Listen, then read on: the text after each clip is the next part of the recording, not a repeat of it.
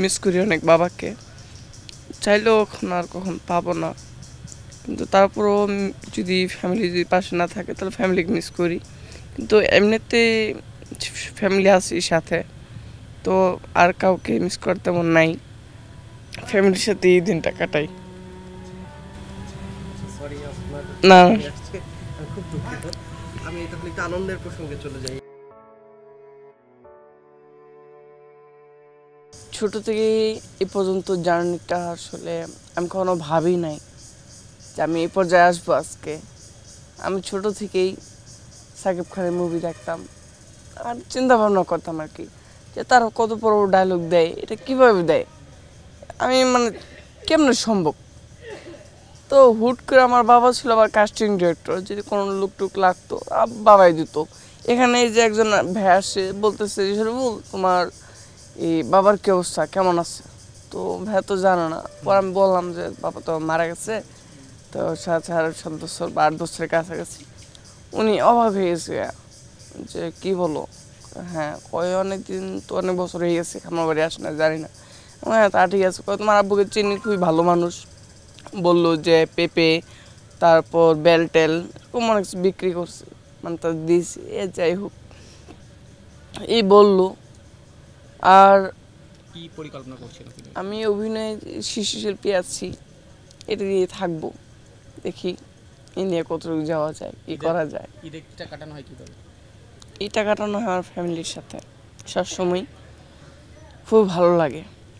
যেমন এবার খুব একটা জিনিস আমার খুব খারাপ লাগছে, সবসময় ফ্যামিলির সাথে ইফতার করি, প্রথমে ইফতার করি, কিন্তু শুটিংয়ের কারণে আমি প্রথম ইফতারটা ফ্যামিলির সাথে করতে পারিনি, শুটিংয়েই করতে হয়েছে।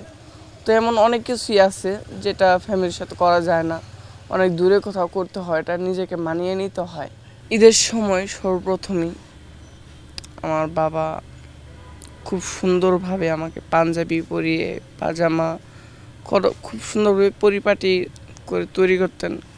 তো সেই জিনিসটা আমি এখনও মিস করি, খুব মানে ভালোবেসে খুব আদর করে আমাকে বাবার নিয়ে যেত মসজিদে। তো এখন আর সেটা হয় না। সবার বাবা যদি সাজিয়ে গুজিয়ে সন্তানকে নিয়ে যায়, কিন্তু আমার সেই আদর ভালোবাসাটা নেই। ঠিক আছে। এখন ঈদে, প্রত্যেকটা ঈদে আসলে কাকে মিস করেন? কি মনে হয় যে এই সব ঈদে কে থাকলে, পাশে থাকলে সবচেয়ে ভালো হতো, বা কাকে মিস করেন? এখনো কাকে ফোন দেওয়া হয় ঈদের দিন সকালবেলা প্রথম? এমনি তো বাবা থাকলে হয়তো মিস করি অনেক বাবাকে, চাইলেও এখন আর কখন পাবো না। কিন্তু তারপরও যদি ফ্যামিলি যদি পাশে না থাকে তাহলে ফ্যামিলিকে মিস করি। কিন্তু এমনিতে ফ্যামিলি আছে সাথে, তো আর কাউকে মিস করার তেমন নাই, ফ্যামিলির সাথে এই দিনটা কাটাই। সরি আপনার না, আমি খুব দুঃখিত। আমি তাহলে একটু আনন্দের প্রসঙ্গে চলে যাই। আচ্ছা সেটা আচ্ছা। হচ্ছে ইন্টারমিডিয়েট লাইফের একটা খুব টার্নিং পয়েন্ট। এই সময় না মানুষের জীবনটা অনেক চেঞ্জ হয়ে যায়।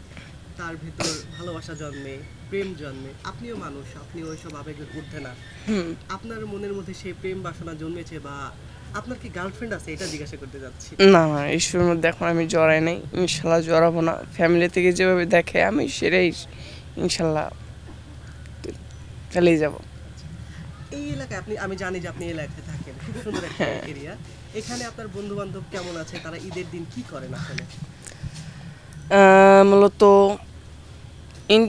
যখন স্কুল লাইফ থেকে বের হয়ে যাই, কলেজে যাই, তো তখন থেকে আমাদের ফ্রেন্ড সার্কেলদের মধ্যে তেমন একটা যোগাযোগ নেই, খুবই কম আর কি। যারা মন চায় যে বন্ধু কি অবস্থা, কই কেমনে কি, এই সেই এ আর কি। তাছাড়া ঈদের মধ্যে যার যার বাড়ি মূলত হয়েছে কি সবার বাড়ি অনেক দূরে, তো আমরা যোগাযোগটা করতে পারি না, তো এইভাবেই।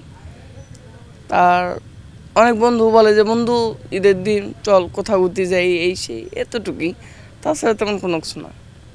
প্রত্যেকটা মানুষেরই মানে প্রত্যেকটা কাজের মধ্যে স্ট্রাগল থাকে, তারা স্ট্রাগল করেই আসে। আর যদি আমরা যেমন বলি যে আমাদের জীবনে কোনো কষ্ট নেই, কোনো কিছু নেই, এটা আসলে ভুল। সবার জীবনে কষ্ট দুঃখ সব কিছু থাকে, সব কিছু নিয়েই তাদের জীবন। তো আমরাও মানুষ, আমাদের জীবনেও কষ্ট দুঃখ আছে, হয়তো মিডিয়ার বাইরে, যেটা আমরা কাউকে প্রকাশ করি না, এই আর কি। তো আমি যত ছোট থেকে করে আসছি, তো অনেকে যেমন বলে যে থিয়েটার করতে হয়, এটা করতে হয়, সেটা করতে হয়। আমার তেমন কোনো কিছুই করি নেই। আবার অনেক আল্লাহ তার মিডিয়ার জন্য অনেক কিছুই করে, আমিও তেমন কোনো কিছু করিনি। জাস্ট আমার যে অ্যাক্টিং স্কিলটা আছে সেটা হয়তো অনেক সময় চিন্তা করি যে একটু পরিবর্তন করা দরকার, এই সেই, এটা নিয়ে যতটুকু করা সেটা করা যায় আর কি, অনেকে করেও। তো এইটাই। আমার শেষ প্রশ্ন, ঈদে সালামে আসে বেশি নাকি যায় বেশি? এখন আসেও না, হয়তো এখন যাওয়ার পালাটাই হবে, এখন আসে না। আপনার ভবিষ্যৎ আমরা মঙ্গল কামনা করছি, আপনার জন্য দোয়া রইল। দোয়া করুন আমার জন্য সবাই। সবাইকে ঈদ মোবারক জানাই। আর আপাতত এখনো যদি ঈদ আসে নাই, তো প্রথমত জানাবো যে রমজান মোবারক, তারপর আস্তে আস্তে আমাদের ঈদ। তো সে উপলক্ষে সবাইকে আমি এখন বলবো অগ্রিম ঈদ মোবারক।